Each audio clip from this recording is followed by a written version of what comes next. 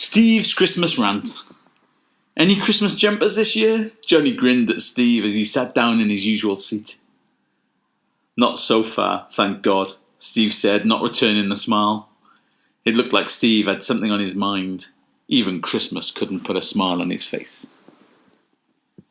They simultaneously took mouthfuls of beer and then settled back in contented silence, happy to be away from the mayhem of Christmas morning. "What's the point of wrapping paper?" Steve blurted out. There it is, thought Johnny. There it is. There had to be something Steve could get his misery guts stuck into.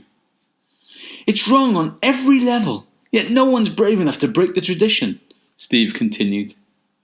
Johnny rolled his eyes, wondering how Steve could find more than one level to wrapping paper, but experience told him not to doubt the master. So, 1, it's horrible getting home from the shops. If you buy a tube, then it doesn't fit into any bag, so it sticks up and catches on everything. But if you buy sheets, by the time you get them home, they're more creased than a linen suit. Johnny nodded. Steve had a point. Then 2, I'm hopeless at wrapping things. It takes me hours. This year, I even managed to stick my shirt to the paper. And then, when I'm finished, it looks like it was done by a 7-year-old.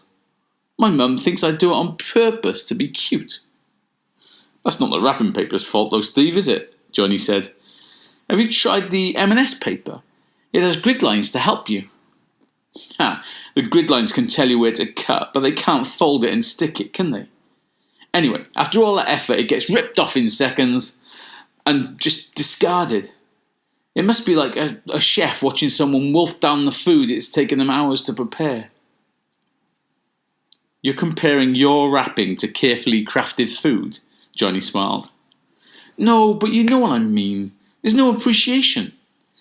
Anyway, 4, after all of that hassle, not to mention the expense, which I haven't even touched on, the stuff just gets thrown away, making me think the whole thing has just been a huge waste of time and money.